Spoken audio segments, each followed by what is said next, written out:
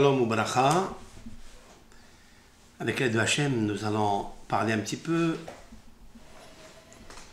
de cette fête de Pessah. Qu'est-ce qu'on peut apprendre encore cette année avec tous les Hidouché Torah, tous les discours qui ont été faits? Quel est le sentiment que l'on doit avoir cette année particulièrement? Taj'as, c'est-à-dire l'année 5778. C'est sûr et certain que, même si elle commence à Rosh Hashanah, 78, parce que 78 c'est une force de Mazal. Cette année, elle a un très grand Mazal. 78, c'est en araméen Mazzala. Mazzala, même Zayin Lamed He, Aleph, pardon, même Zayin Lamed Aleph est égal à Mazzala, c'est-à-dire le Mazal. Donc cette année, à partir de Rosh Hashanah, est une année de Mazal. Si elle commence à Rosh Hashanah parce qu'elle est reliée avec le 1 Tishri, qui est enraciné dans le mot Bereshit. Bereshit, c'est un mot magique. C'est un mot magique. Je m'adresse ici à tout le monde. Et je vais essayer d'expliquer chaque mot qui est dit en hébreu, l'expliquer bien en français. Bien sûr, nous avons une connaissance à travers les écrits sacrés de notre chère Torah. Mais il y a beaucoup de gens, que ce soit de notre communauté, ou que ce soit des communautés des nations, qu'il faut aussi leur expliquer des choses importantes si vraiment ils s'intéressent. Alors bien sûr, quand je fais des fois des valeurs numériques, c'est valable pour celui qui comprend. C'est valable pour un Ben Israël, Bat Israël, qui peut comprendre. Parce qu'ils savent que toutes les paroles de la Torah, constituées par les 22 lettres de l'alphabet, avec leur numérique, leur résonance, leur nucléaire, répondent à une solution très élevée. Une solution pour la guérison, pour les mitzvot, pour le salut, pour l'avènement messianique. Nous, on le sait, ça. Mais comme m'écrivent beaucoup de personnes qui ne sont pas de ma communauté,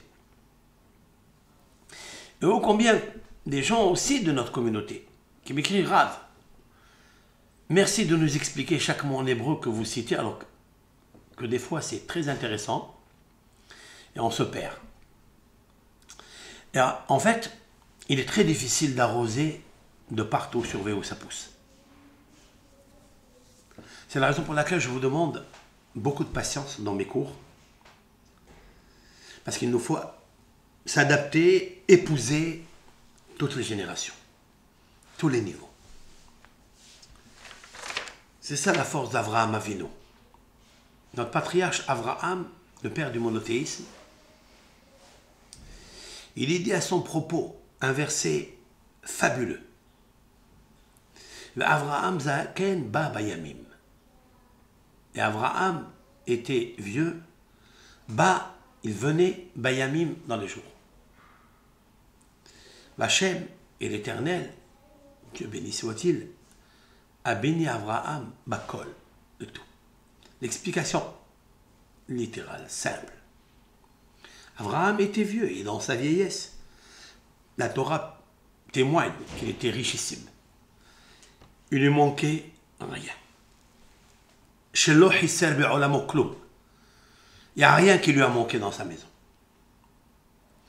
Au point où le Talmud, dans le traité Avodah Zarah, dit au nom de Rabbi Shimon bar Yochai qu'Avraham Avinu avait une pierre précieuse qui était autour de son cou, et que toute personne malade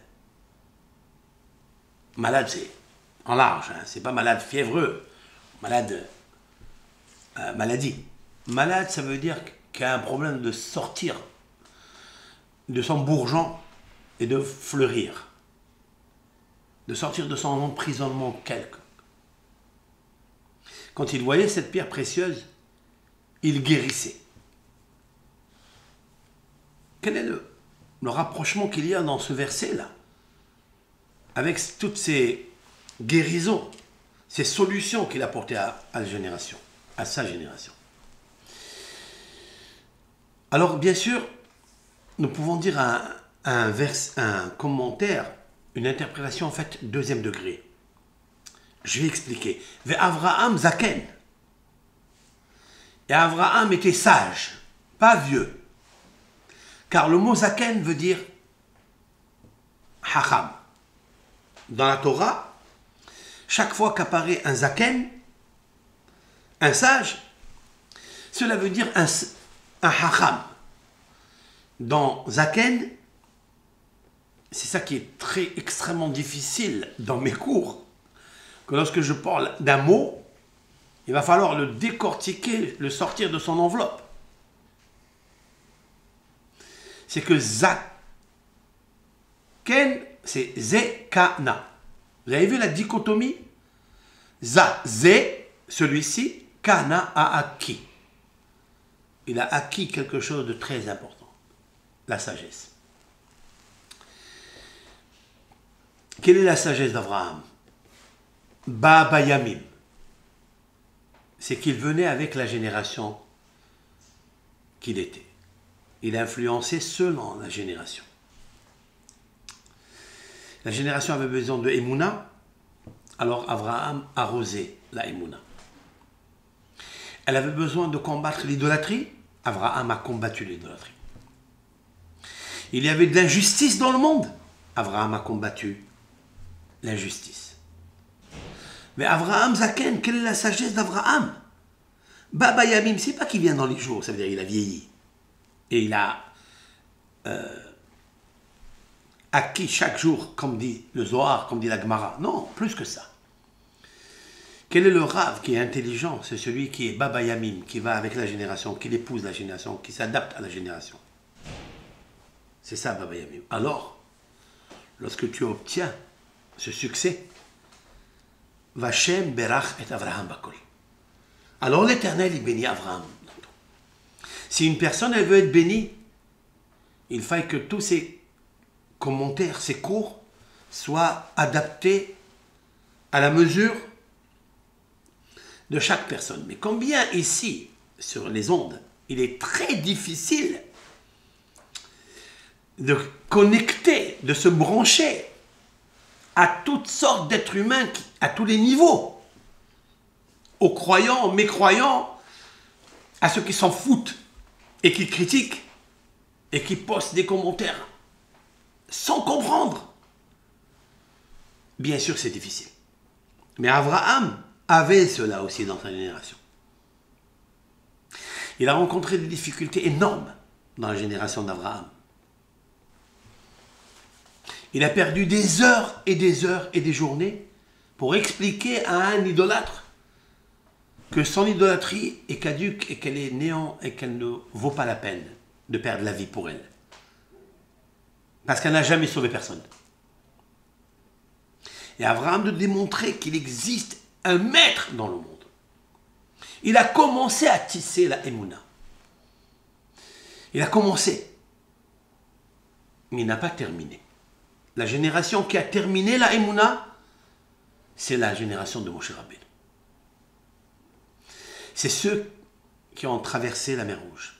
C'est ceux qui ont reçu la Torah après s'être sortis d'Eretz Misraïm. Ceux-là, vraiment, ils sont arrivés à un niveau tellement... Pourquoi? Parce qu'il y avait la Gezerah de Kol Haben Ailod Orat Ashlichu.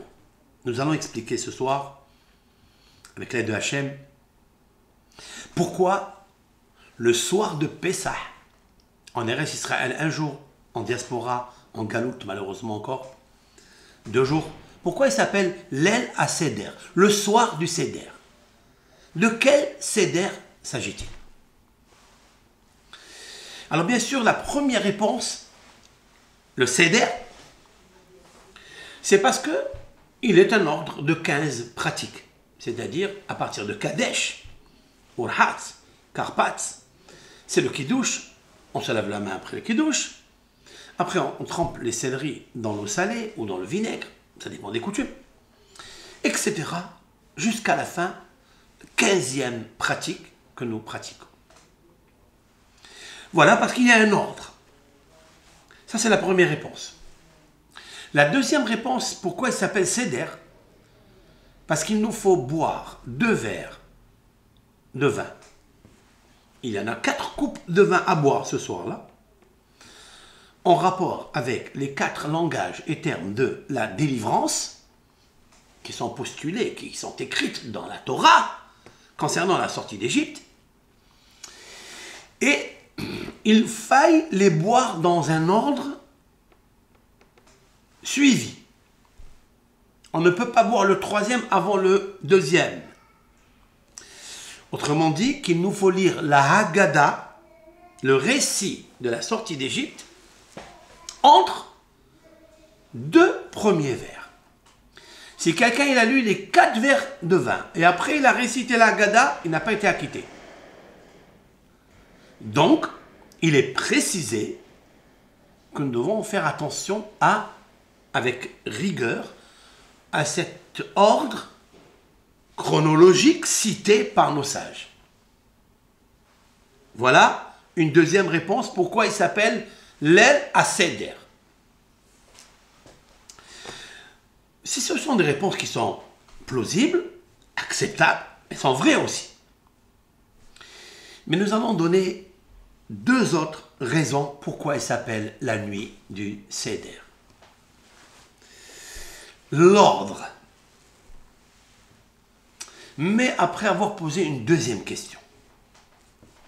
Pourquoi la mitzvah, qui est spécifique, celle de raconter le récit de la Haggadah, de la sortie d'Égypte, avec sa famille, mais en s'orientant et en se fixant à expliquer à l'enfant, au garçon surtout, comme il est marqué, les gata les bincha bayomao. Tu raconteras à ton fils ce jour-là. Comme il est marqué d'ailleurs dans la paracha de Bo. L'Éternel lui manquait encore 3 plaies pour les déverser sur le Pharaon pour qu'il accepte de sortir le peuple d'Israël. Et là, il a un terme un peu bizarre. Afin que tu racontes, dit, les ma'an tesaper be'ozne bincha. Afin que tu racontes aux oreilles de ton fils, ou ben bincha, et ton petit-fils, et ta chair et ta alalti b'Mitzrayim. Ce que j'ai fait, et je me suis moqué des Égyptiens. C'est un terme de moquerie qui veut dire quelque chose. Alors, bien sûr, Dieu ne se moque jamais, si l'on peut dire, des êtres humains. Ce sont ses créatures. Mais il se moque de l'idolâtrie qu'ils adorent à part lui, qui est vraiment une moquerie. Parce que si on réfléchit bien comme il faut, est-ce qu'il est une avodah zara, une idolâtrie qui a sauvé un être humain de sa galère, de sa galoute, de sa prison? Il n'existe pas. Comme l'a fait l'Éternel lorsqu'il t'a fait sortir d'Égypte. Il est inversé dans les Ishaïa, Esaïe, qui dit « Atem Edaï Neum Hashem » Vous, le peuple d'Israël, vous êtes mes témoins. J'ai dit à Abraham que je vais faire entrer sa descendance en Égypte. Je l'ai fait? Oui, je l'ai fait. Je lui ai dit qu'ils sortiront avec un gros butin. Je l'ai fait? Oui, je l'ai fait. Est-ce que un des 600 000 hommes qui sont sortis d'Égypte a-t-il renié cela? A-t-il fait un faux témoin? Aucun. J'ai dit aussi que celui dont on va vénérer, à part Hachem, l'Éternel, ça sera Moshe Rabbeinu. Est-ce qu'il y a une personne dans le peuple d'Israël qui renie l'authenticité de la prophétie de Moshe Rabbeinu. Il n'y a pas. Trouvez dans toutes les nations, et je le dis fort et haut, vous trouvez toujours des interpositions, des contradictions, même au sein des religions, qui disent non, ça c'est pas comme ça c'est comme ça je sais pas, ça c'est pas vrai. Excepté Moshe Rabbeinu, où tout le monde est d'accord, en tous les cas, dans le peuple d'Israël. Parce que si c'est pas vrai, vous savez que le juif, quand il veut faire un balagan, il écrit des commentaires. Hein. Il n'a pas froid aux yeux. Il est ce qu'il a envie de dire. Il est dans un pays libre, il est en liberté, il peut avoir la liberté d'expression, de dire ce qu'il veut. Le peuple d'Israël, on ne peut pas l'empêcher de parler et de dire. Quand il veut dire une vérité, il dit la vérité. Il n'est pas un homme dans le peuple d'Israël qui a contredit Moshe Rabbeinu. Il y a eu un seul qui a entraîné 250 rabbins, c'est Korah, et qui a dit que tu inventes, à Moshe Rabbeinu, tu inventes ce que tu dis. J'invente, et la Torah témoigne, et le peuple d'Israël autour d'eux, qu'il a été enterré, vivant. La terre s'est ouverte, parce que Moshe Rabbeinu a demandé cela, et la terre a englouti Korah et sa communauté. C'est vrai? Il n'y a pas eu une autre personne qui s'est révoltée contre Moshe Rabbeinu. Et Dieu va lui dire au mont Sinaï, les Ma'ania aminu becha le'olam. Je vais parler avec toi dans la colonne de nuée. Ils vont écouter les paroles que je vais te dire. Ils vont percevoir la puissance nucléaire de la Shekhinah. Pourquoi je fais ça? Afin qu'ils te croiront, qu'ils aient confiance en toi, les olam.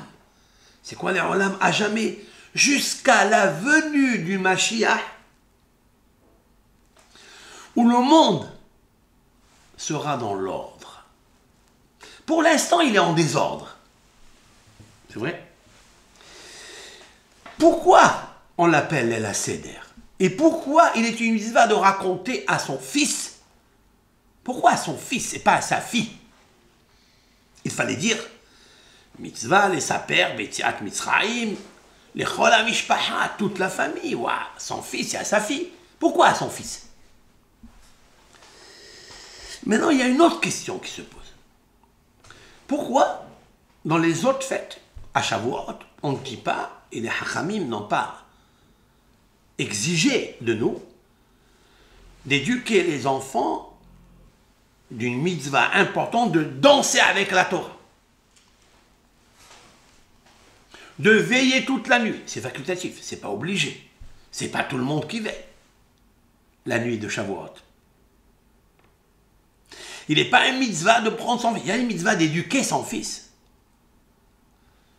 Mais il n'est pas dit, comme la mitzvah de la sortie d'Égypte, d'éduquer son fils à parler toute une nuit de la sortie d'Égypte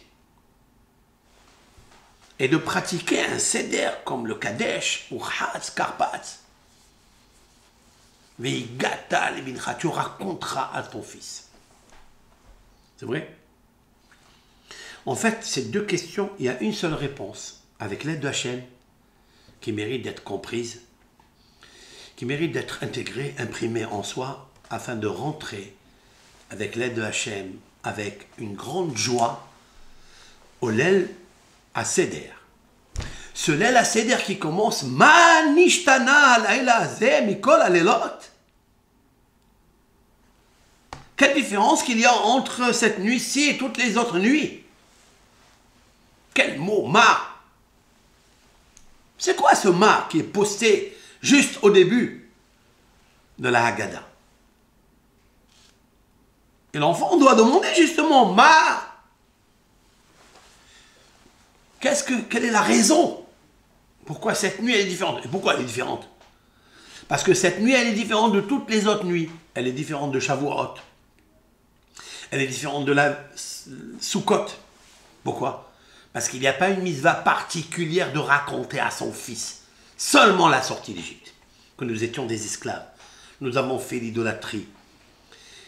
Et l'Éternel a quand même eu pitié de nous, nous a sortis de là, nous a rendu un peuple libre et un peuple intelligent. Chacham. On devait être Barminan englouti en Égypte jusqu'à maintenant, on ne serait pas qui nous sommes. On n'aurait même pas su qu'est-ce que c'est Shabbat, qu'est-ce que c'est la Torah, qu'est-ce que c'est Shavuot, qu'est-ce que c'est Sukkot. Qui est la tête des mois? C'est ce mois de Nissan, c'est la tête des mois, c'est la tête de tous les Hodashim, des Hiddushim, du Hadash, c'est-à-dire le renouvellement de tout et le renouvellement d'un peuple qui en même temps se renouvelle, la création se renouvelle aussi ce peuple. Et ce n'est pas seulement une fois, c'est toutes les générations. Le renouvellement se fait pour toutes les générations, d'où je le sais. L'el shimurim hu l'Adonai, shimurim hu le dorotechem. Il est une nuit de garde pour vous et une nuit pour Hachem, pardon. Il est une nuit de garde pour Hachem et elle est une nuit de garde pour vous et vos générations à jamais. Est-ce que c'est vrai ce qu'on fait? Est-ce qu'il y a 3600 ans que la Torah a été écrite par notre Seigneur Moshe Rabbeinu et que le peuple d'Israël n'a pas failli une année à Pessah? De dire, bon, ça va, cette année on va laisser un petit peu, on va pas faire Pessah. Pour le Korban Pessah, pour le sacrifice de Pessah, on a fait toujours un sacrifice. Et il y a une deuxième chose qu'on a fait un sacrifice. Lequel? Brit Mila. La circoncision de la Mila. Eliyahu Hanavi est avec nous aussi à Pessah. C'est incroyable, puisqu'à Pessah, on pose aussi un verre plein de vin pour le 5e verre de la Géoula. Pourquoi? La Géoula, c'est seulement à Pessah. Et pourquoi il faut le raconter à ton fils que nous étions en Égypte, que nous avions jadis? Ça y est, c'est passé, c'est révoqué. Non, il est une mitzvah de lui raconter. Et ça s'appelle l'El Aseder. C'est la nuit de l'ordre. Alors, ce qu'il me vient à l'idée, pourquoi elle s'appelle « Il nous faut raconter à son fils », nous étions en Égypte. Nous étions en train de servir le pharaon et nous nous sommes, avant cela, nous nous sommes multipliés. Au Bnei Israël, nous pouvons lire dans l'Exode, Shemot, je pense le 4e ou 5e verset, au Bnei Israël, parou, vaishretsu, vairbu, vayasmu, et le peuple d'Israël s'est multiplié. Au point où nos sages ont dit que chaque femme, il y a qui disent elle avait 6 bébés, et il y a d'autres qui disent 60. Incroyable cette multiplication que le peuple d'Israël a eue. Immédiatement après ça, le pharaon, Vayakom Melech Hadash. Et là, c'est très précis. Et voilà, un roi nouveau se leva, Asher lo yada et Yosef, qui ne connaît pas Yosef, et il dit, nous allons nous ingénier et trouver comment on va affaiblir la multiplication du peuple d'Israël. Melech Hadash, c'est quoi Melech Hadash? Un nouveau roi. Il y a un renouveau qui s'est fait. Mais ce roi, il a commis une grande erreur, c'est que l'Éternel a créé le monde pour se procréer, pour le remplir. Et lui, il dit à Akadosh Baruch Hu, il ne faut pas le remplir. Asher lo yada et Yosef, qui ne connaît pas Yosef, cela veut dire qu'il ne connaît pas le rajout. Qu'il nous faut ajouter, augmenter, multiplier les enfants. Alors qu'est-ce qu'il dit? Nous allons trouver une astuce. Et la réponse est, nous allons les accabler. Ceci est répété dans la Haggadah. Afin de l'affliger, de le fracasser, qui n'ait plus la force de faire des enfants. Et lorsqu'ils ont continué à faire, ils ont rendu amer leur vie. Ça, c'est un ordre, ça? ou un désordre? Un désordre mondial. Un peuple qui se multiplie, qu'est-ce que tu lui veux? Tu veux pas qu'il se renouvelle, donc tu renouvelles des lois. Oui. Au point où le pharaon va dicter un mauvais décret de dire aux femmes sages, Yocheved et Myriam, la maman et la sœur de Moshe Rabbeinu,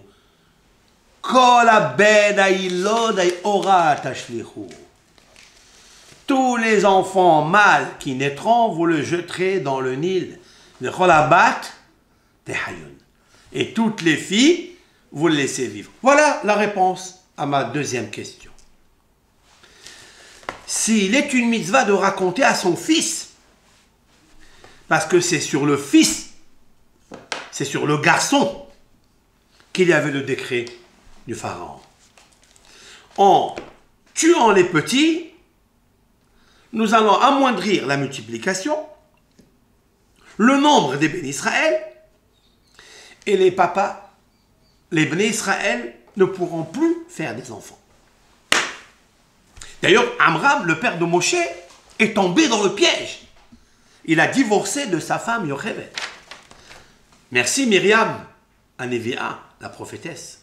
Sa fille, elle lui a dit, papa, ton décret il est pire que celui du pharaon. Au moins, amène les filles. Et la réponse est, il te faut raconter à ces garçons ce que j'ai fait. Ça veut dire quoi? Qu'est-ce que j'ai fait? Et c'est à partir de là que j'ai commencé les 10 plaies, que nous allons réciter aussi dans la Haggadah, Dam, Sephardéa, Kenim. J'ai changé l'eau du Nil en sang. Pourquoi le Nil? Parce que c'est là où tu as mis le désordre dans le monde. Tout le but de Akadosh Baruch Hu, c'est d'amener les enfants dans le monde. De procréer. C'est la première mitzvah de la Torah dans la Genèse, que l'Éternel dit à Adam Arishon, pérour-vous, multipliez-vous. C'est la première mitzvah. Cette mitzvah, elle incombe aussi les nations. Adam Arishon n'était pas juif. Adam Arishon était Ben Noach. C'est Adam Arishon. Il était le père du monothéisme de l'époque, avant Abraham. Puisqu'après, d'après la mystique juive, Adam est revenu 10 générations dans Abraham. Et Abraham ne pourra pas avoir la multiplication. Il aura un garçon de Hagar, Ishmaël, et un garçon de Sarah. Et c'est très difficile de se multiplier. Par contre, il est dit, et par l'ange que Dieu envoya à Hagar, que Ishmaël va se multiplier. Ce qui est vrai, ce qui est émet, c'est le désir d'Hachem, la multiplication. Il dira aussi à Sarah que son fils se multipliera, mais il sera comme les étoiles du soleil, du ciel. Les étoiles, pourquoi tu ajoutes les étoiles? Les étoiles, on ne sait pas combien ils sont. Mais elles brillent.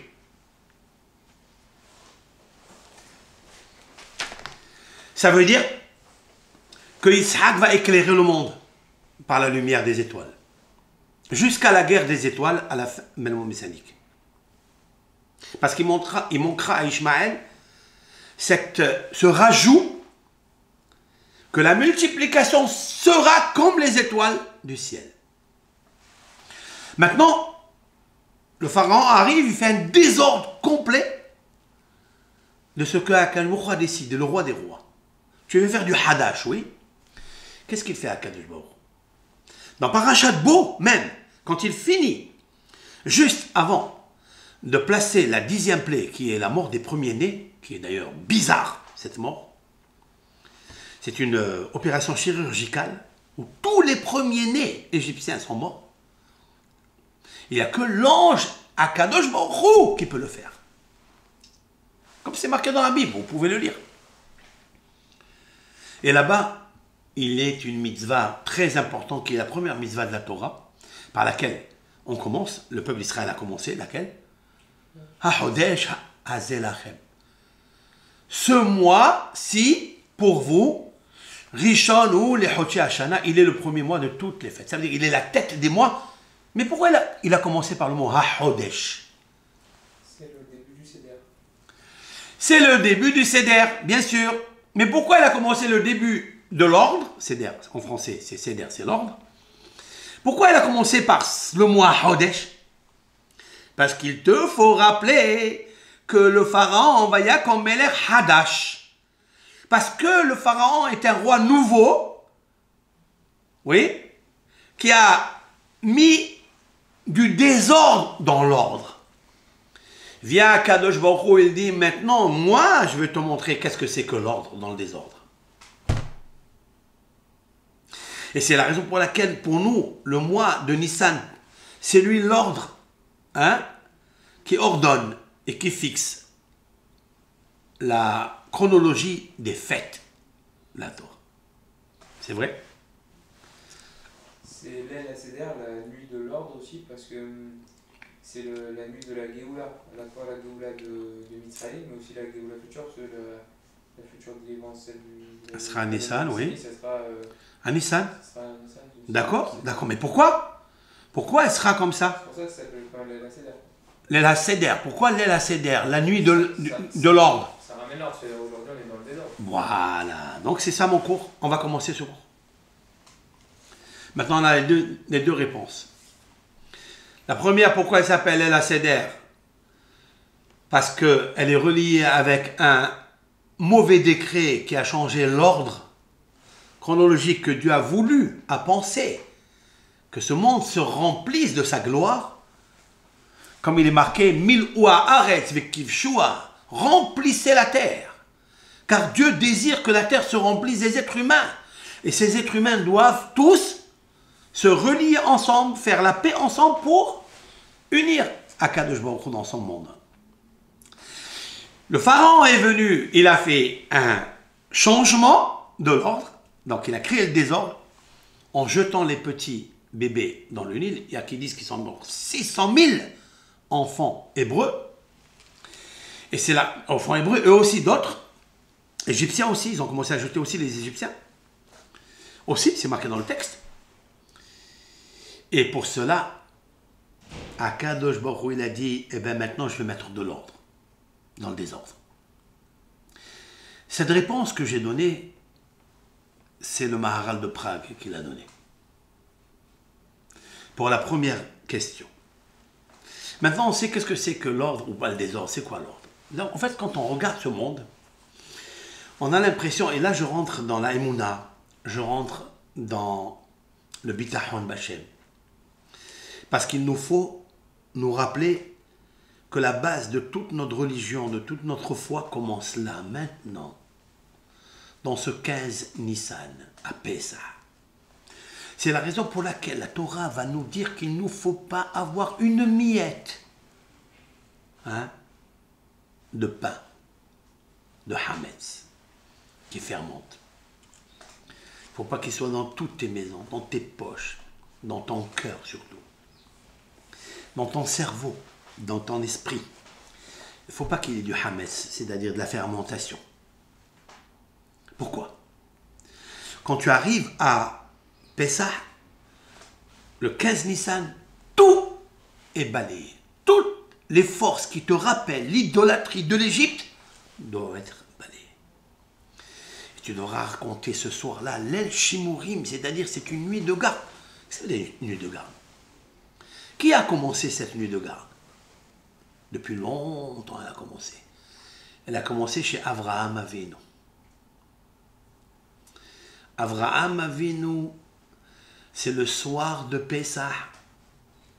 Parce qu'Avraham Avinu a accompli la mitzvah de Pessah avec les 3 matzot. Lorsque les invités sont venus, le 3e jour de la Mila, c'était le soir de Pessah. Et il lui dit, prépare 3 mesures de farine, l'oshi va assez au got, pétris et fait des gâteaux. C'est quoi ougot? C'est des gâteaux ronds, ouga. Ouga, c'est une rondelle, rond. C'est la raison pour laquelle dit le Midrash, Og, Melech Bashan. Og, le grand géant, le roi de Bashan, un endroit, un pays qui s'appelle Bashan. Pourquoi on l'appelait Og? Parce que c'est lui qui est venu raconter à Abraham que Sarah est morte. Pardon, c'est lui qui est venu raconter à Sarah que Yitzhak est mort dans la Hakeda. C'est pour ça qu'il s'appelle Og. Parce qu'au moment où il est venu, il a vu qu'il était en train de faire les matzot, la Ouga. Og, Ouga, dit le Midrash. Abraham a commencé cette nuit, elle est déjà nuit de garde. Par quelle est nuit de garde? Par Hachem. C'est par Hachem. Par celui qui a confiance en Hachem. Celui, Abraham, Avinu, notre patriarche, qui a publié la Emouna qu'il existe Yahid Yuhad, qu'il existe Akadosh Baruch Hu dans le monde et qu'il n'y a pas comme lui.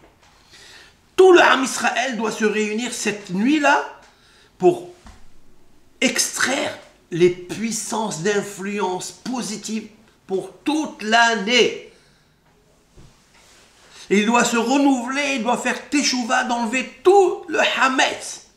Kadesh, dans l'allusion, Kadesh c'est le kiddush, mais Kadesh c'est se sanctifier. Et pour se sanctifier, Urhatz, il faut se laver. Il faut laver les mains de toutes les impuretés qu'il y a. On peut par les mains avoir fait des fautes. Peut-être on a volé, peut-être on a levé la main. Tu préserves. Alors Kadesh, Urhatz, Karpas. Après c'est le cédric qu'on trempe. C'est-à-dire que tout est amertume dans ce monde. Maintenant, de tout cela, on arrivera à Hallel, c'est-à-dire à bénir Akadosh Baruch Hu par le Hallel. Parce que le but de ce monde, c'est de regarder l'intelligence qui se cache dans toute création. Et pourquoi? Parce qu'il est très difficile de la voir et de l'extraire. Parce qu'il est un monde de désordre. Il nous semble que ce monde est une jungle. Alors peut-être c'est un Luna Park. Pourquoi il est une jungle? Parce que chacun, on a l'impression que chacun, il veut créer la bombe atomique, le nucléaire, il veut créer ses fusées, il veut créer la puissance pour montrer la force. Hein? Mais en fait, c'est vrai, à la vue, au visu, certes. Mais jamais pour celui qui appuie sur le bouton pour faire marcher les machines de Luna Park. Quand on appuie les boutons sur un jet, tu vois chacun ce qu'il prend là, les grandes machines là, où tu entends des cris, des pleurs, il n'y a qui ont peur. Mais après finalement ils sont tous contents quand ils descendent. Pourquoi? Parce qu'il y a un qui appuie dessus, il y a qui arrête la manette, il a un volant, il le conduit. C'est vrai? Kadosh Baruch Hu, c'est lui qui appuie les boutons. Et il y a un ordre, il y a 1 heure, 2 heures, la roulette, elle fait ça. Si elle fait comme ça, hein, et après elle tourne comme ça, hein, c'est gravissime. Certes. Donc, Akadosh Baruch Hu, il est venu nous dire, dit le Maharal de Prague, Leil HaSeder. Je vais vous montrer que moi, j'ai montré au Pharaon que je suis celui qui a ordonné le monde et que soit le monde. Maintenant, on va réfléchir. L'empire de l'antique Égypte. Ce n'est pas l'Égypte aujourd'hui, l'Égyptien d'aujourd'hui. C'est une autre population. Hein? La puissance égyptienne, la science égyptienne était tellement haute, tellement profonde. Car vous savez très bien que l'embaumement, on le pratiquait avec le bicarbonate de soude. Les premiers scientifiques égyptiens, c'est eux qui ont décelé dans cette poudre magique, hein, dont on dit que les pharmacies ne veulent pas qu'on fasse connaître, parce qu'elle guérit plus de 22 maladies. Elle a 22 propriétés, cette poudre, hein, extraordinaire, qui n'a ni odeur, ni goût. Il y a un désordre. Mais c'est un vrai ordre. Parce qu'elle te fait de l'ordre dans ton métabolisme. Qui a inventé ça? Qui a compris le premier? C'est l'Égypte antique. Il pratiquait énormément de choses à travers la bicarbonate de soude. Ça, j'en passe. C'est ce qu'on connaît aujourd'hui. Mais c'est incroyable, la science qu'il possédait. Même le peuple d'Israël était fasciné. Les Égyptiens, et ils ont pensé c'est à travers toutes les cultes, un culte qu'ils avaient, alors eux aussi, ils faisaient la Avodah Zarah. Le peuple d'Israël prenait des agneaux pendant des 200 et quelques années et sacrifiait la séhérim, c'est-à-dire pour les démons, qui, dans l'illusion, leur apportaient des bénéfices, leur conféraient des joies, des richesses. Le peuple d'Israël était là. Mais lorsqu'ils ont commencé à jeter les enfants, ça, il a perdu tout. D'ailleurs, le Midrash dit que Haman et Ahashverosh ont conclu la vente des béné Israël. Ouais. Haman a acheté le peuple d'Israël à Purim, donc. Il lui a donné entre ses mains, il lui a donné même l'argent. Oui. C'était quel soir, ça, qu'ils ont fait ça? Le soir de Pessah. Le soir du 15 Nissan. Il a choisi tellement le jour qu'il ne fallait pas. Parce que là, c'est marqué l'El Shimurimu. Je suis la nuit de garde pour Hachem. Je la garderai à jamais. Là, on était à Pessah il y a 3600 ans. De Yetziat Mitzrayim. Et après, des milliers d'années après, chez Mordechai Yehudi Ahashverosh à Suse. Oui. Là-bas, ils ont recommencé encore une fois à faire le mauvais décret. Mais là, ils voulaient tuer les hommes, les femmes, tout le monde. Ils voulaient tuer, pas seulement les enfants. Il a dit, si quelqu'un, Akbourou, il a dit que si le pharaon n'a pas réussi à tuer les petits, à plus forte raison qu'on ne peut pas tuer les parents, les grands-parents, les femmes, les enfants. Tu as choisi mal ton jour. Pourquoi? Parce que depuis la sortie d'Égypte, j'ai mis de l'ordre dans le désordre. Et que personne au monde, aussi puissant qu'il soit, il peut penser qu'il est puissant.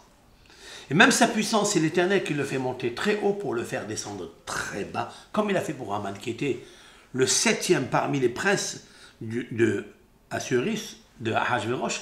C'était le dernier. Et pourquoi il a fait monter le dernier? Pour te dire, moi je vais te faire monter très haut pour te faire descendre très bas. Le pharaon, pareil, Vayakom Melech Hadash, c'est un nouveau roi. Il s'est dit, moi je vais être, il est devenu très puissant. Tu es devenu très puissant, je vais te faire descendre très très bas. Il a fait descendre et englouti dans la mer Rouge. D'accord? Ça veut dire que celui qui a pensé qu'il n'existe pas Kalbochou, que l'on peut faire ce qu'on veut, il s'est trompé. Alors bien sûr, qu'est-ce que nous récoltons, nous, le Ham Israël, de ça? Ben, nous récoltons quelque chose de magnifique, de majestueux, que Moshe Rabbeinu, il a parlé avec Dieu. Moshe Rabbeinu, il demande à Hachem, pourquoi il y a un désordre dans ce monde? Où il lui a demandé ça? Hachem, Hodi'enina et derachecha. J'explique. L'Éternel, s'il te plaît, montre-moi tes voies. Quelle est la question? Pourquoi dans ce monde il y a un désordre? Il lui dit, mon cher Rabbeinu. Quel désordre? Mais Penema Tzadik Vetovlo. Pourquoi il existe une personne qui est juste et qui a du bien? Ça, je peux le comprendre. Mais Tzadik Veralo, pourquoi il y a une personne qui est juste, à nos yeux, bien sûr, et qui a du mal, qui souffre? Voilà deux personnes, Tzadik, un il est bon, un il est tranquille, et l'autre, il galère. Pourquoi? Je peux comprendre. Est-ce que la justice, est-ce que la charité, la bonté d'un homme lui confère le bien? Alors pourquoi il est une différence entre ces deux personnes qui font la même chose? Un, il est shomer Shabbat, il fait les mitzvot, il aide les pauvres, il fait la tzedaka, il étudie la Torah. Comme l'autre. Pourquoi celui-ci, il a du bien et celui-ci, il a du mal? Maintenant, il a trouvé l'opposé aussi. Pourquoi il existe un rachat, un méchant, en apparence, hein, qui a du bien. Et un rachat qui souffre toute sa vie. Explique-moi, Moshe. Voilà les 4 personnages, oui. Hacham, Racha, Tam, She'eno Yodea Nish'al. Écoute bien.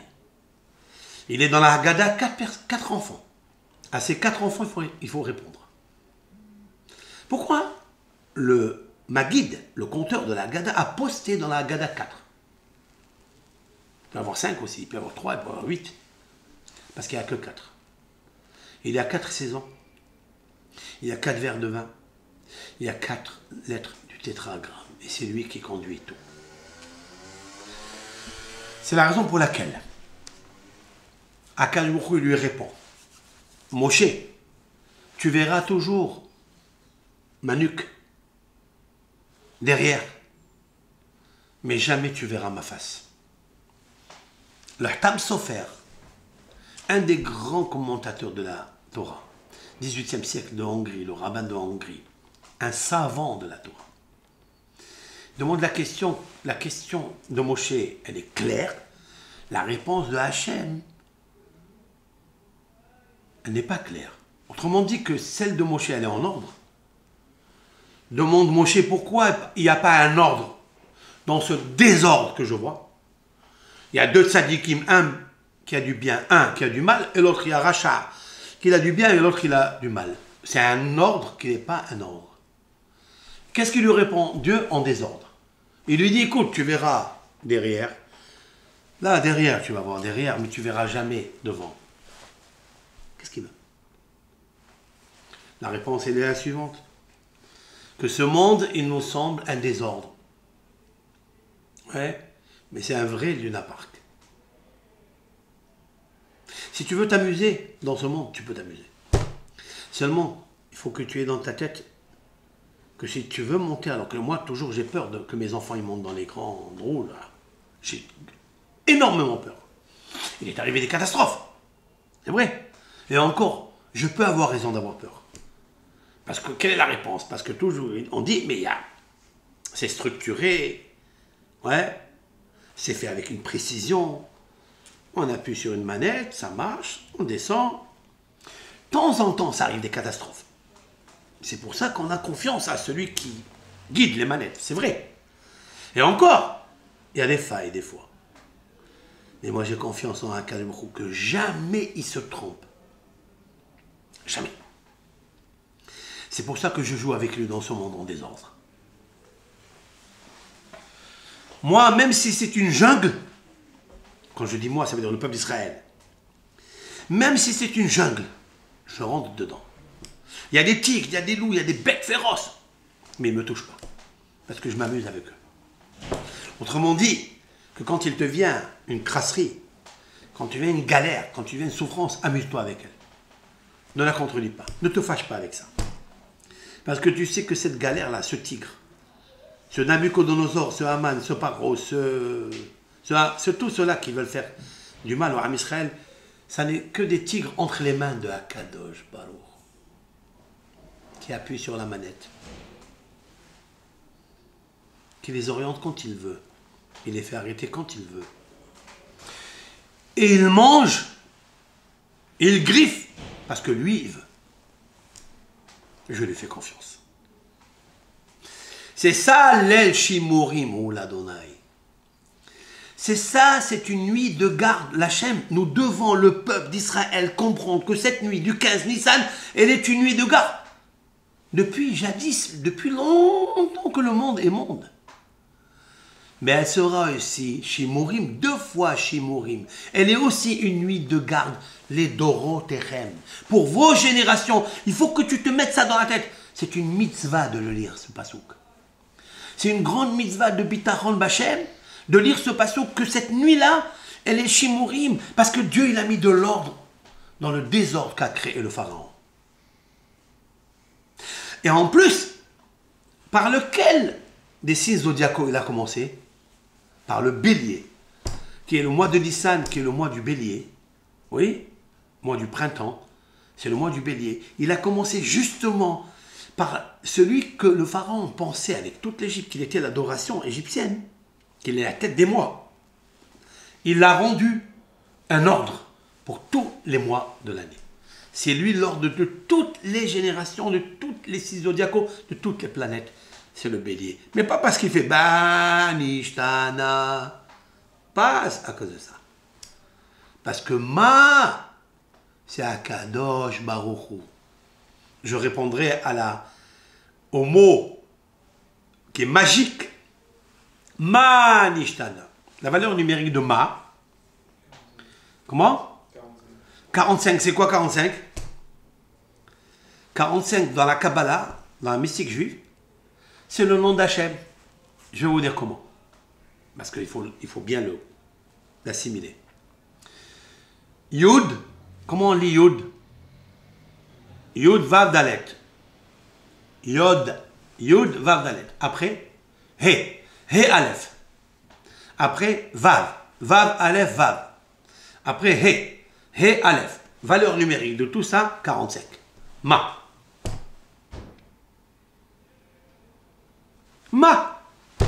Ma nishtana la ilaze. Ça veut dire quoi?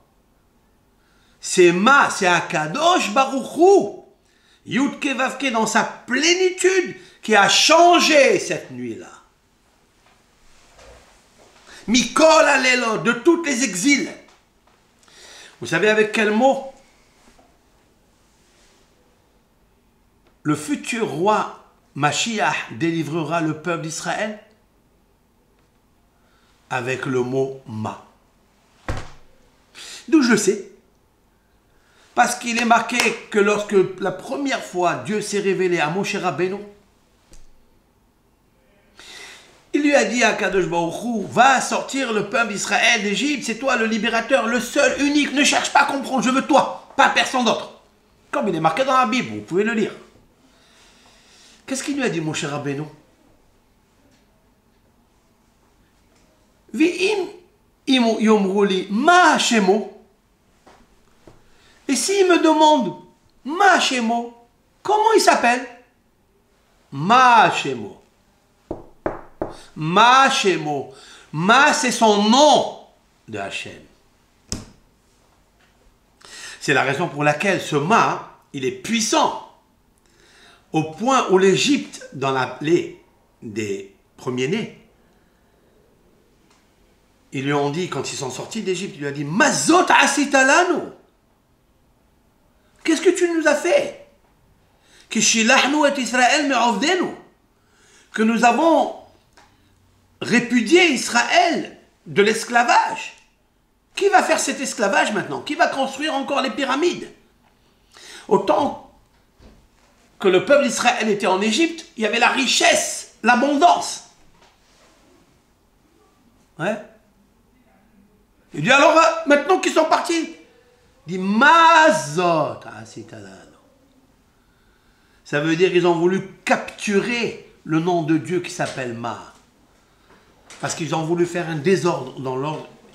Et c'est la raison pour laquelle on commence la Haggadah. Ma nishtana la ilaha. Quelle est la différence, oui, de cette nuit? Cette nuit, elle est dirigée par le mot Ma, qui est 45. Et c'est la raison pour laquelle, lorsque Moshe Rabbeinu, il devra enseigner la loi de la Torah, qui est une loi de la crainte, parce que la mitzvah la plus grande de la Torah, c'est la crainte de Dieu, la Yirat Shamayim de Hachem, qui zekola Adam, oui, car l'homme entier, dit le roi Shlomo dans l'Ecclésiaste, il dit c'est ça tout l'homme. Si tu veux connaître un homme, ne le regarde pas dans sa hassidoute parce qu'il est pieux, parce qu'il est ceci, parce qu'il est cela. Regarde-le dans sa crainte de Dieu. Est-ce qu'il peut concéder pour l'autre par la crainte de Hachem? C'est très difficile de concéder, non? Très difficile de laisser passer. C'est difficile le shalom. Oui? C'est difficile ou pas, le shalom? C'est très difficile. Oui? C'est pourquoi? Parce qu'il n'y a pas la crainte de Dieu. S'il y avait la crainte de Dieu, on aurait tout lâché. Quand il a voulu, Moshe Rabbeinu, enseigner la loi, la mitzvah de Yirat Shamayim, qu'est-ce qu'il a dit? Ma Hashem shoel me'imar.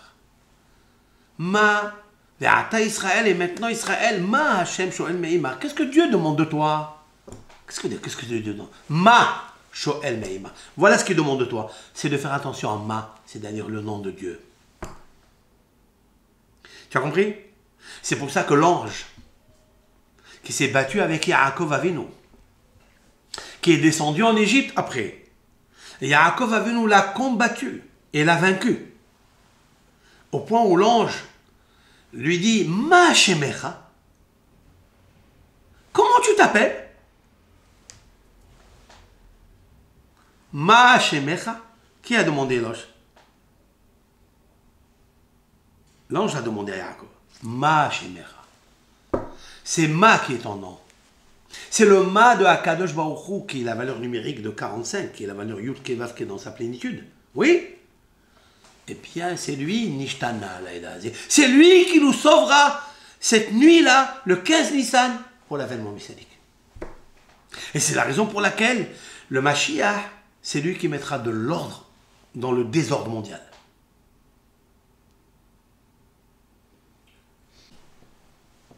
Le Mashiach mettra de l'ordre dans le désordre mondial. Tous ces peuples qui pensent que ils sont comme la tour de Babel, ou comme Sodome et Gomorrhe, qu'ils ont oublié Akadosh Baruch Hu. Il viendra le Mashiach sur un âne. Parce qu'on avait oublié cet âne. Maintenant on monte sur des jets privés, on crée des machines à détruire le monde de Dieu. Et le Mashiach commencera avec Ma. D'où on le sait qu'il commencera avec Ma? Il est marqué dans Ésaïe, les prophéties d'Ésaïe. Ma navu aleharim, raglé mevaser. Mashmi'a shalom, mashmi'a yeshua, omer letzion malach Elohayich. Ma navu aleharim. Qu'y a-t-il de beau al-Heharim sur les montagnes? Quelles montagnes? Toutes les montagnes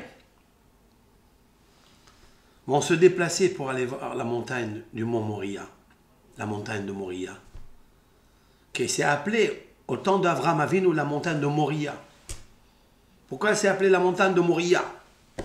Là où est construit le temple à Jérusalem. Moria. Pourquoi? Moria vient du mot Hora'a, enseignement, démonstration. C'est là où l'Éternel va réunir les peuples, il va démontrer qu'il est celui qui tire les ficelles et qui a tiré les ficelles. Maintenant, on ne voit pas. C'est ce que répond Hachem Yitbarach à Moshe Rabbeinu. Tu verras toujours derrière, ça veut dire que tu ne comprendras pas. Tu ne peux pas savoir qui suis-je et comment j'agis dans le monde. Mais après, verra ita et panai. Tu verras mon visage. Tu verras que dans ce jungle-là, il y a Luna Park. Il y a des gens qui rient, il y a des gens qui pleurent. Mais on peut s'amuser aussi avec les jungles, avec la jungle aussi. Ça dépend du tzaddik. S'il a la imuna, si c'est Akadosh Baruch Hu qui dirige le monde, bitachon b'Hashem. Il sourit. Oui? L'essentiel, c'est quoi? C'est de faire attention à son âme. Même si, en attendant, son corps souffre, il n'arrive pas. Dans toute maison, il y a un problème. Soit un problème de zivugim, soit un problème de parnassa, soit un problème d'enfants malades. Mais ne pose pas la question pourquoi. Regarde déjà Olam Haba. Ne regarde pas le Haoraï, ne regarde pas derrière. Ne regarde pas la jungle. Ce que tu ne comprends pas. Veraïta et Panaï. Sache que c'est moi la volonté du monde. Akadosh Baruch Hu. J'ai dit à Abraham que je vais les rentrer en Égypte. Oui. Ça s'est réalisé. Oui. Je descendrai pour les sortir de là. Ça s'est réalisé. Comment un peuple il est devenu un peuple intelligent, un grand peuple, sage. J'ai entendu d'un Rav qui a rapporté ce qu'a écrit Rav Israël Meir Loy, l'ancien grand rabbin d'Israël, qui a vécu la Shoah. Il a écrit un livre sur la Haggadah, un commentaire sur la Haggadah, et là, sur cette Haggadah, il raconte un récit qu'il a l'habitude de raconter tout le temps. Grâce à ce récit, il rentre le soir de Pessah, blanchi de tout Hametz, de tout le désordre qu'il y a dans le monde. Parce que le Hametz, il fait du désordre. On arrive. Il raconte cette histoire à ses enfants, qu'il l'a toujours fasciné dans sa vie. Il a dit que lorsque la Russie, Gorbatchev, a voulu reconquérir un petit peu les pays pour rentrer en URSS, ils ont commencé à démolir ce mur de Berlin, ce mur de Russie là. Eh bien, ils l'ont invité à venir avec d'autres rabbins, à aller voir la Russie, rentrer à l'intérieur et voir un peu ce qui se passe dans la communauté. Il est allé, et à l'époque, il y a jadis 40 ans, plus que ça, 50 années, le peuple d'Israël vivait dans un petit ghetto, hein, des petites bicoques, des petites baraques. C'était la communauté. Il n'y avait pas des grandes synagogues luxueuses, etc. Et cette communauté a vécu avec tous les malheurs qu'il y avait. Ils les ont spoliés, ils les ont volés. Ils sont restés attachés à ce petit ghetto-là. Et lorsqu'ils l'ont invité au Rav de monter, c'était un Rosh Chodesh, monter à faire le Shalach Tzibour, il remarque quelque chose sur la Teva, une plaque, en fer, avec un écriteau où il est marqué un verset des psaumes. Anna Adonai Maleta Nafshi. S'il te plaît, Hachem, sauve mon âme. Et il s'est étonné, on demandait la question habituellement, dans toutes les synagogues, il y a des plaques, mais c'est marqué la présence de Dieu devant moi, hein, à mes yeux, la présence de Hachem à mes yeux, etc. Ou bien, l'Ifnimia Taomed, devant qui tu es debout, devant le roi des rois. Ce sont des versets qui te rappellent la densité puissante où tu te trouves, la Kdusha où tu te trouves. Mais il n'a jamais vu un écriteau où est marqué Anna Adonai Maleta Nafshi. S'il te plaît, Hachem, sauve mon âme. Il a demandé à un vieillard pourquoi cette différence. Et le vieillard de lui répondre. Vous savez, ici en Russie, on a tout perdu. Le matériel, le corps, on a souffert. Ils ont fait de nous ce qu'ils voulaient. Mais il y a une seule chose qu'on a demandé à Hachem, de ne pas changer de religion, de rester fidèle à l'âme de Hachem Barach, la Torah. C'est ce qu'il disait David Ameler. David Ameler, on a fait un tirage au sort pour ses habits. On a voulu lui prendre les habits royaux, le sceptre royal. On lui a pris son palais, on lui a tout pris. David Ameler, il a dit tout ça, c'est pas grave. S'il te plaît, Hachem, sauve mon âme. De rester toujours Shomer Shabbat, Shomer Mitzvot, Ohev Torah. Le Pessah, c'est Pessah. Sans qu'il y ait le moindre particule de Hametz, moindre miette de Hametz. Ana Hachem Altanafshi. Je veux m'attacher à toi, Kadosh Baruch. Voilà ce qu'il lui a répondu, ce vieillard. 2 ans après, il était réinvité, mais cette fois-ci pour poser la première pierre de fondation pour la nouvelle synagogue, autorisée par le Kremlin, etc. Et là, il est le grand rabbin d'Israël. Il monte donc sur la Teva et il veut poser la première pierre, en fait, la première fondation. Parce que cette bicoque qu'il y avait avant a brûlé entièrement. Tout a brûlé. Donc comment on appelle ça? Ils l'ont incendié avec préméditation. Donc l'État de Russie se sentait de donner l'autorisation, même de donner le terrain à la communauté des Juifs de construire une nouvelle synagogue.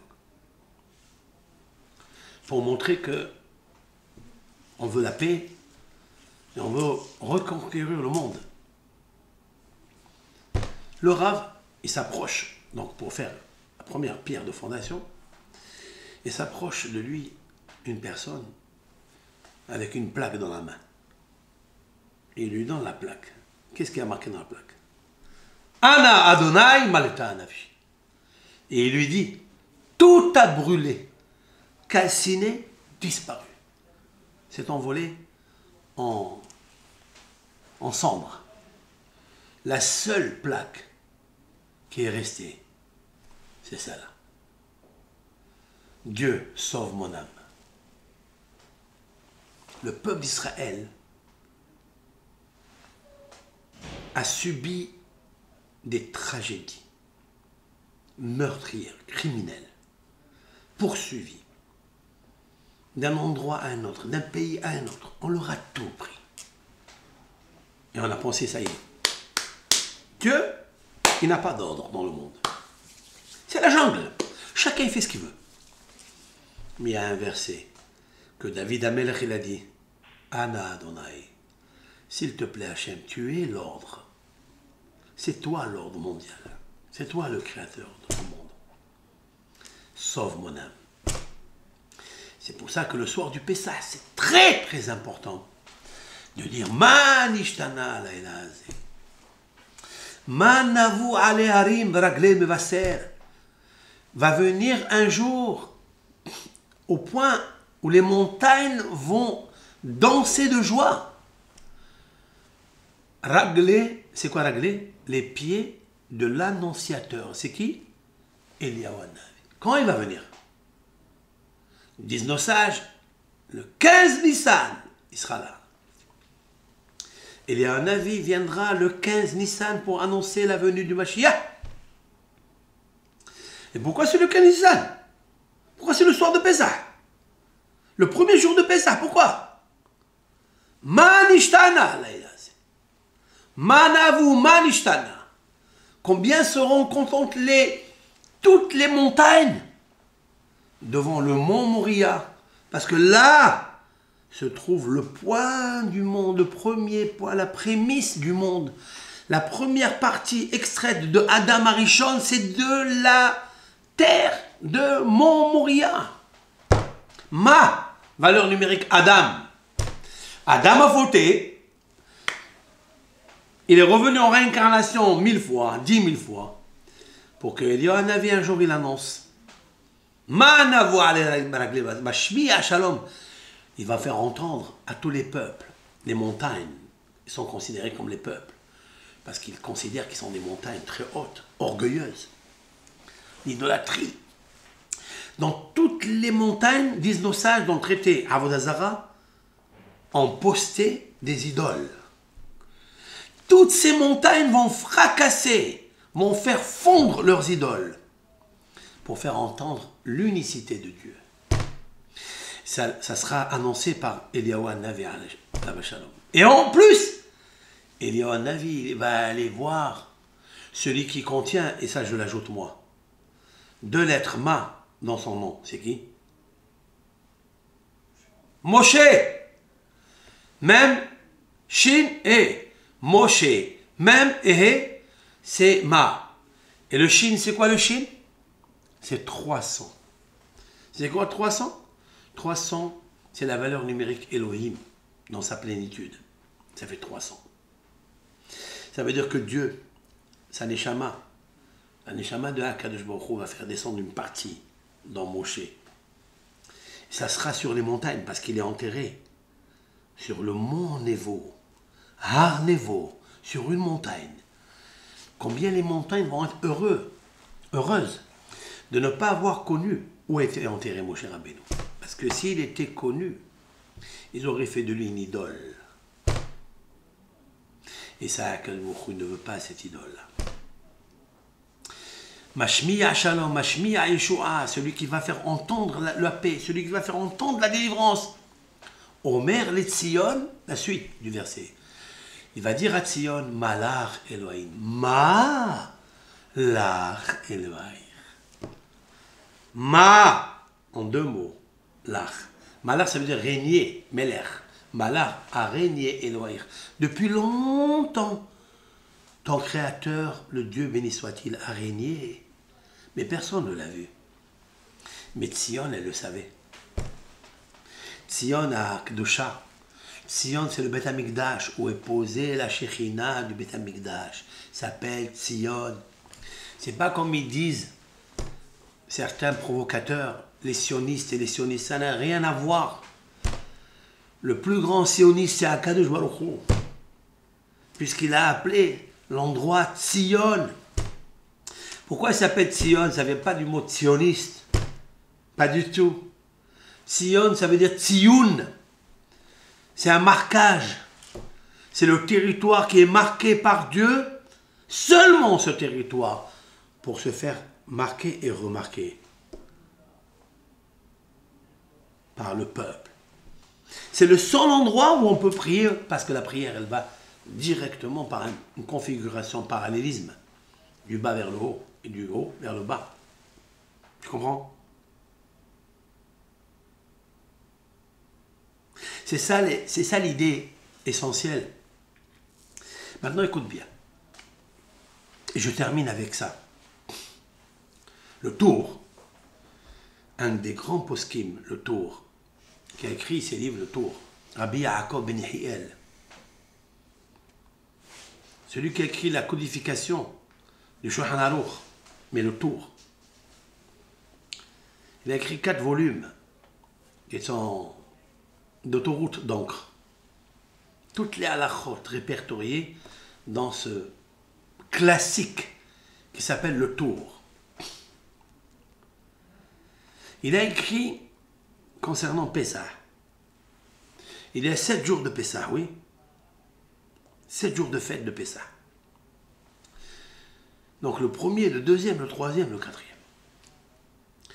Il est une règle kabbalistique, immuable et implacable.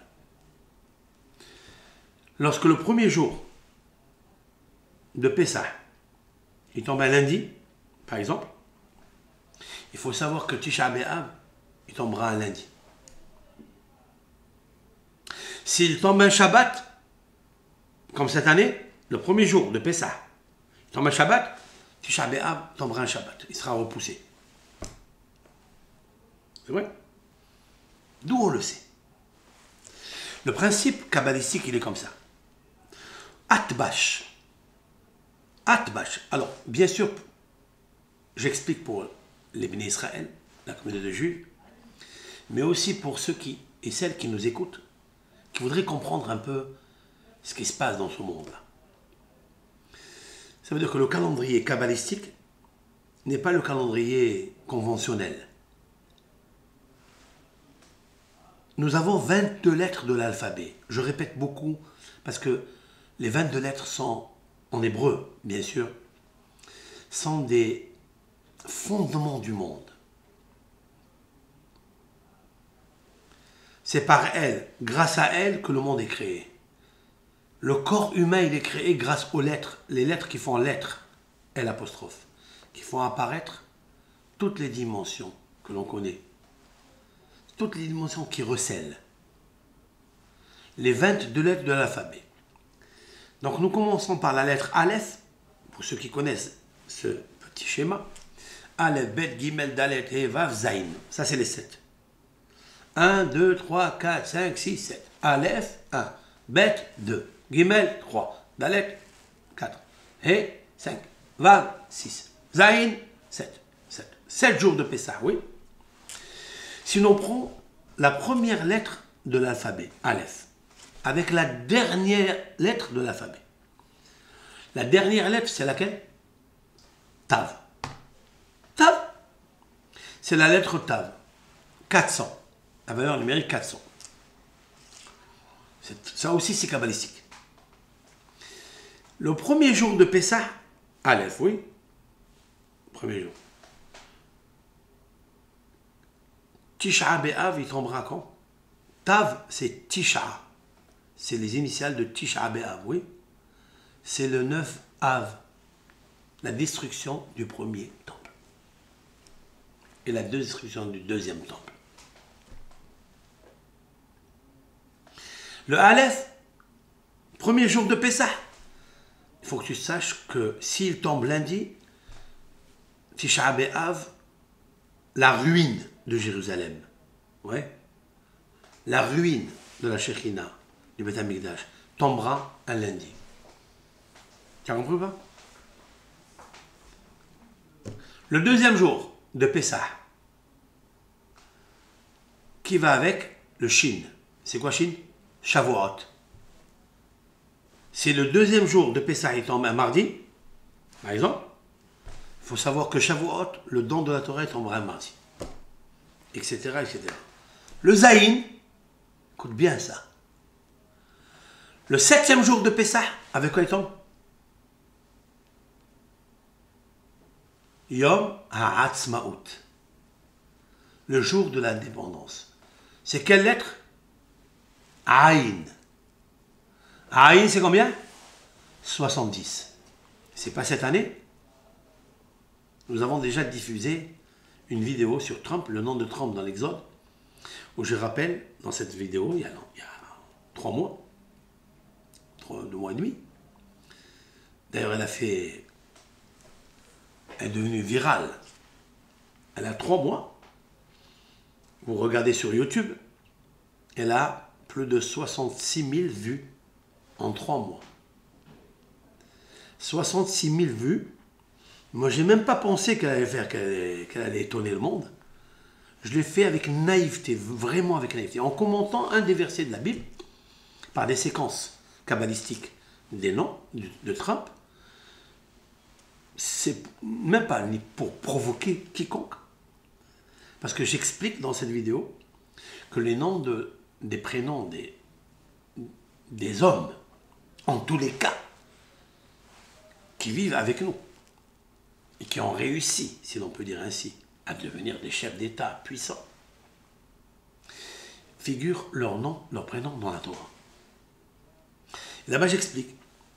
Cette vidéo, elle fait 66 000 en 2 mois, en 3 mois, 66 000 vues. C'est très rare.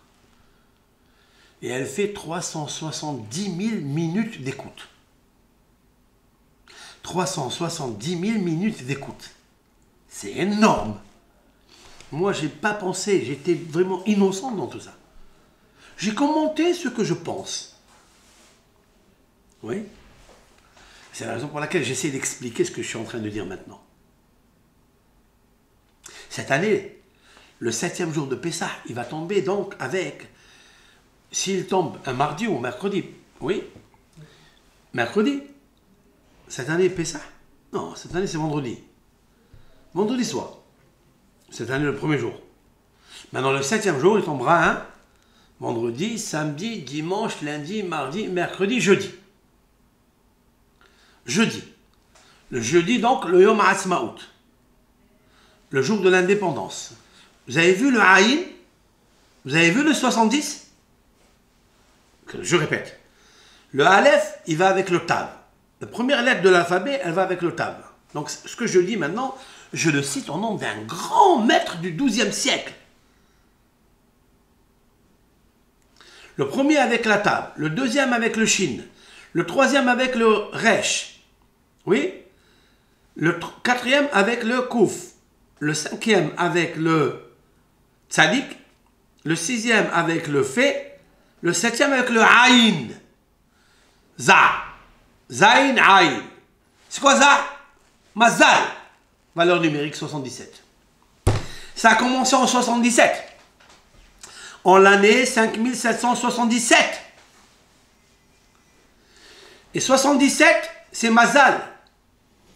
Et donc le soir de Pessah, c'est Mazala.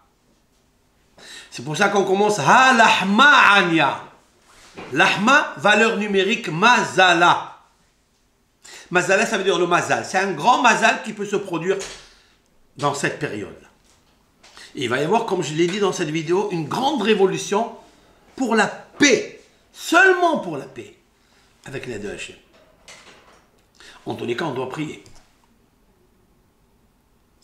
Mais maintenant, je voulais reprendre ce texte-là.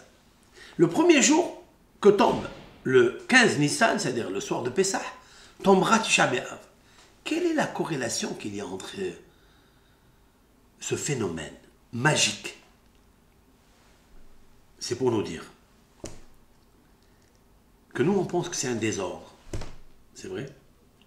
Quand on voit le temple, première fois, se détruire à Tisha B'Av, la deuxième fois à Tisha B'Av. Mais qu'est-ce que nous disent nos sages? Que le Mashiach va naître et est né à Tisha B'Av. Il va naître.